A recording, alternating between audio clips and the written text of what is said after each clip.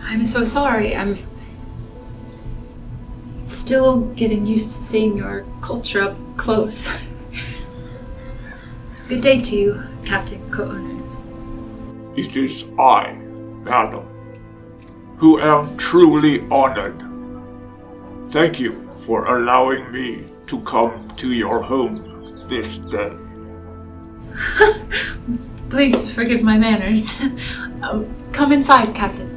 Please.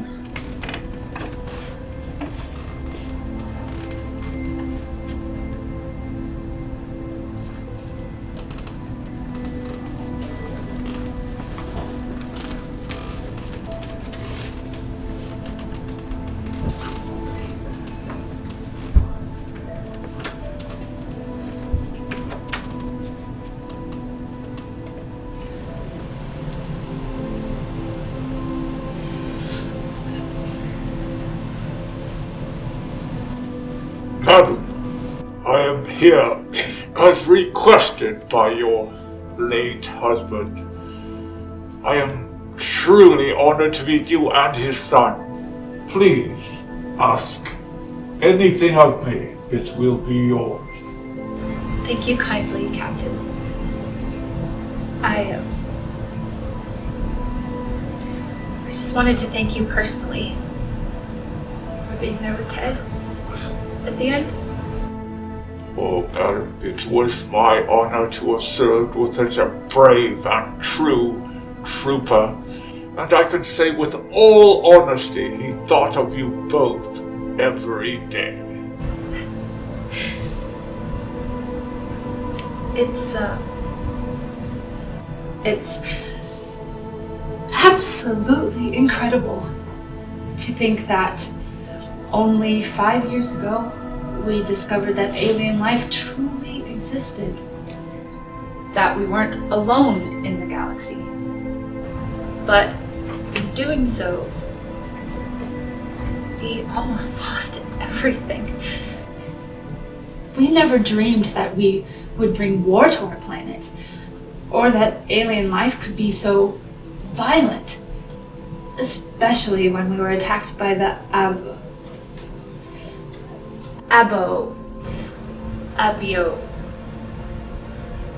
Abiodonians, yes. Yes. They attacked us so viciously.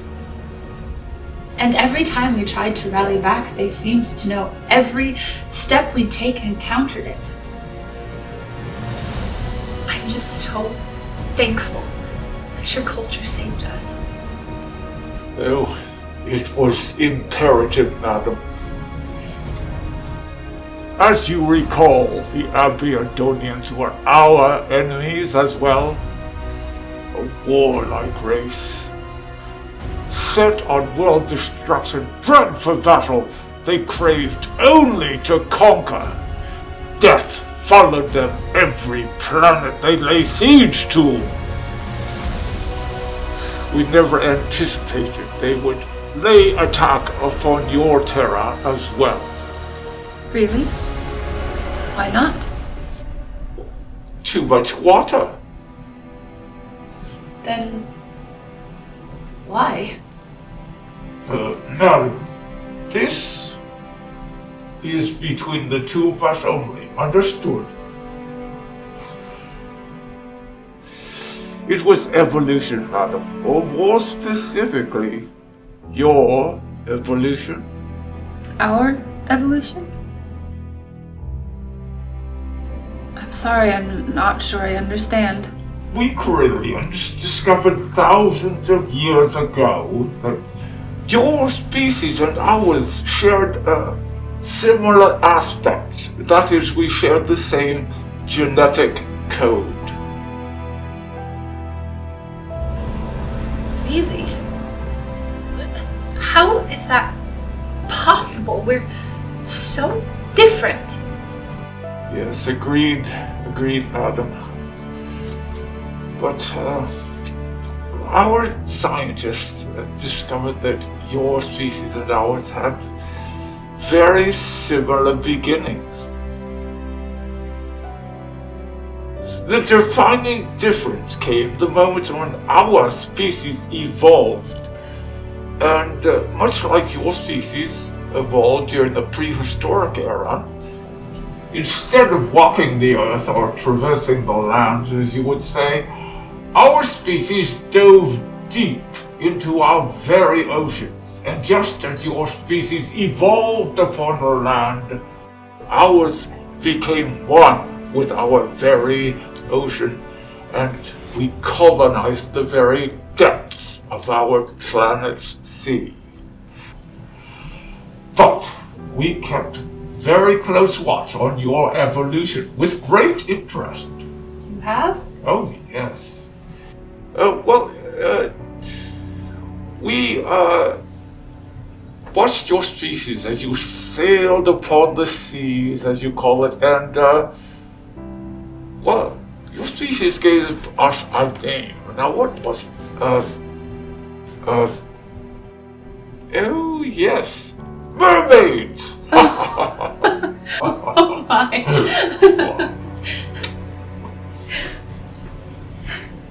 Well, I'm such a bad hostess. Please follow me, Captain. Butch has been waiting to see you. Yes, Butch.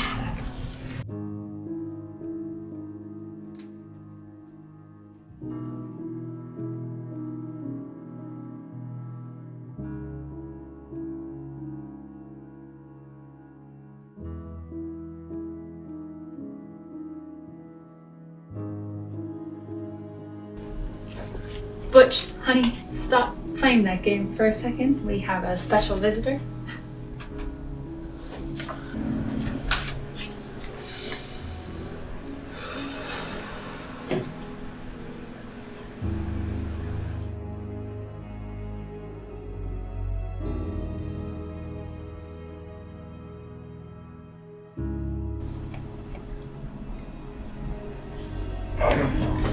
It's all right, Captain. Allow me.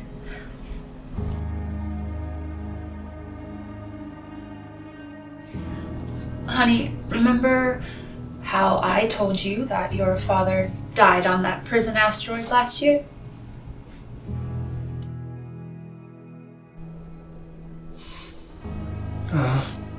Yeah.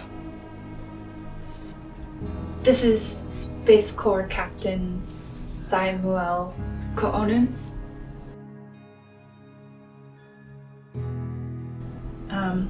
He was held captive on Base Fear with your father.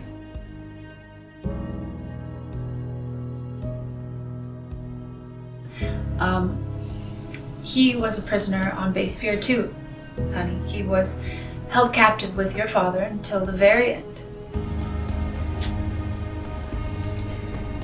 Well, if you'll excuse me, I will go prepare us some refreshments. I'll leave you two alone.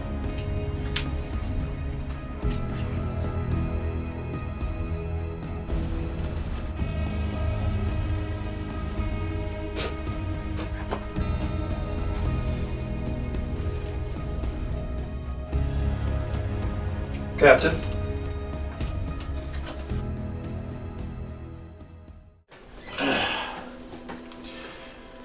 You know, Butch, I've heard so much about you, I feel as if I already know you. I'll tell you what, Butch, let us begin this way. As you know, I was a fellow Space Corps pilot and friend of your father's.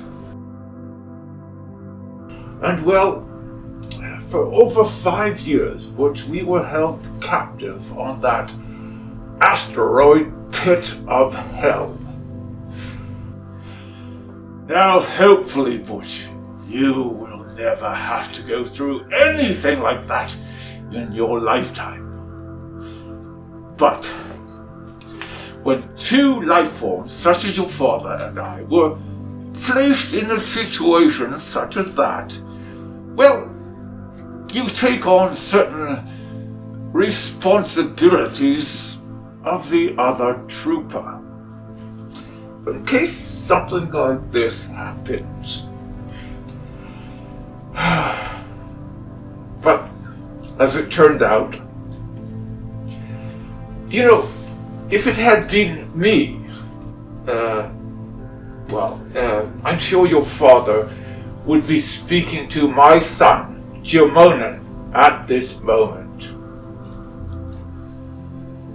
But as it turned out, Butch, here I am, talking to you.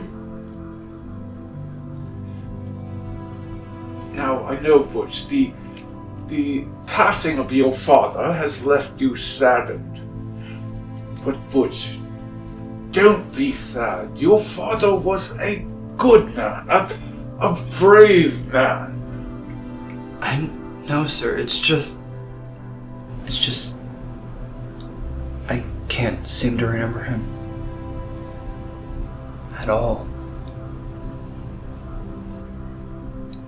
What he used to say to me.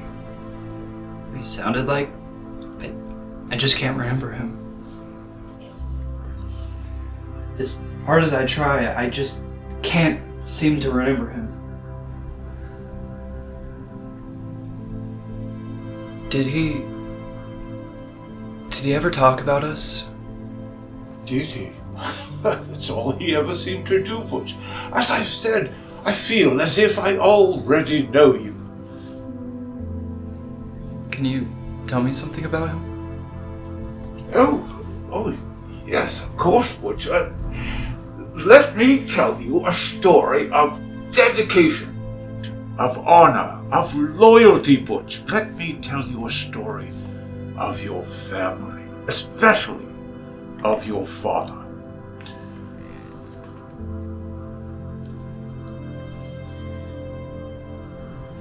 You see this watch, Butch.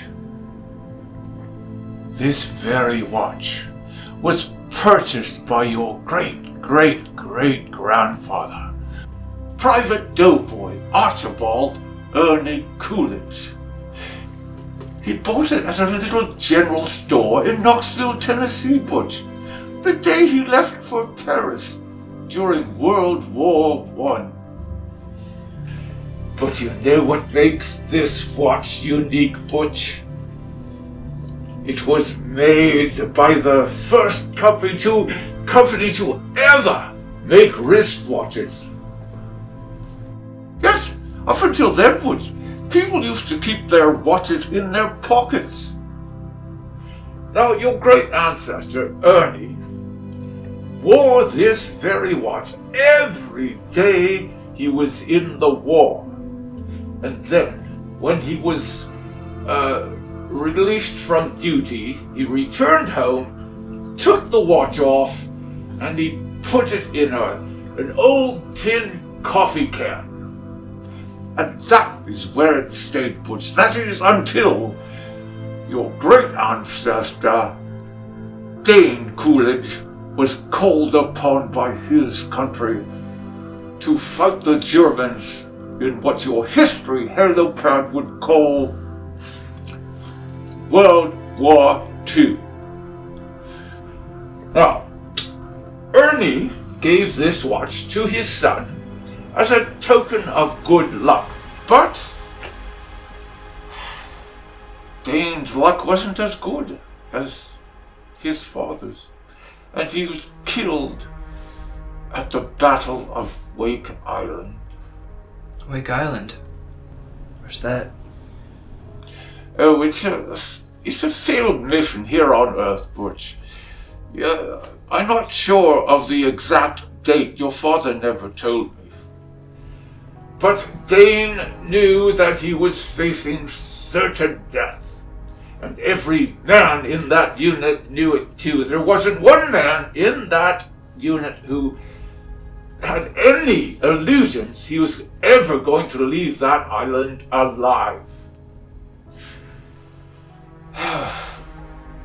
Now, 3 days before the Japanese took over the island, your 22-year-old great ancestor asked the man who he had never met before, a man named Winaki. He asked him to deliver this watch to your great-granddad, to his infant son. 3 days later, Butch, he was dead. But you know what? Winaki kept his word. He returned home and gave this watch to your great-grandmother, who gave it to your great-granddad, who was as old as you are now, Butch. So you can see, Butch, how this very watch was passed down through generation after generation in your family. It was even on your father's wrist, Butch, the day he was shot down near asteroid OM6. Now, your father was injured very badly, Butch, and he could not make his escape. The Aviadonians took him prisoner and threw him in that horrible asteroid prison. Now, your father knew that if the Aviadonians ever identified this watch, they would confiscate it and melt it down for the gold. Now,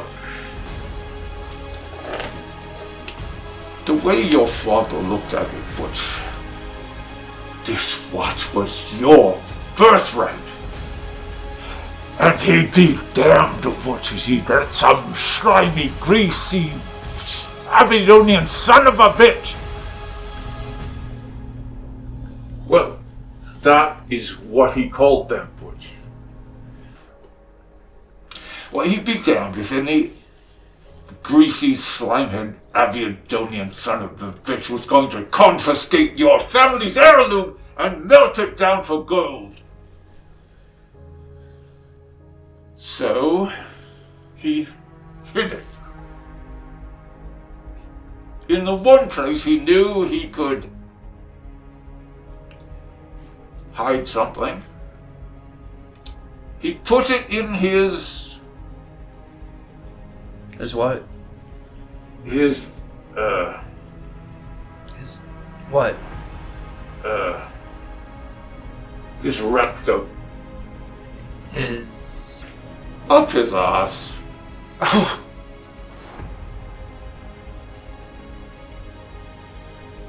He put it up his ass, which what you humans call your backside. Bummer. Yes. He kept this uncomfortable hunk of metal off his ass for 2.5 years, Butch. And then, when he was dying from the harbor gas, he gave the watch to me, Butch, for keeping, and I hid this uncomfortable hunk of metal up my ass for 2 more years after that. And finally, the prison was liberated, and I was saved. So, after I returned planetside and I completed my repatriation, here I am, Butch, keeping my word to your father, a man of honor, and I return this watch to you.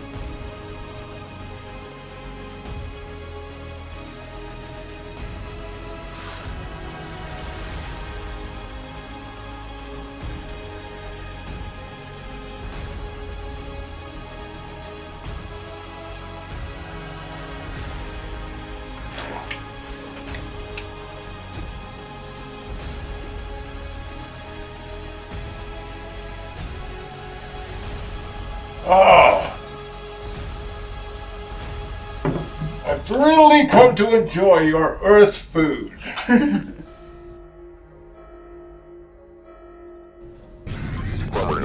Containment zone already. Invested.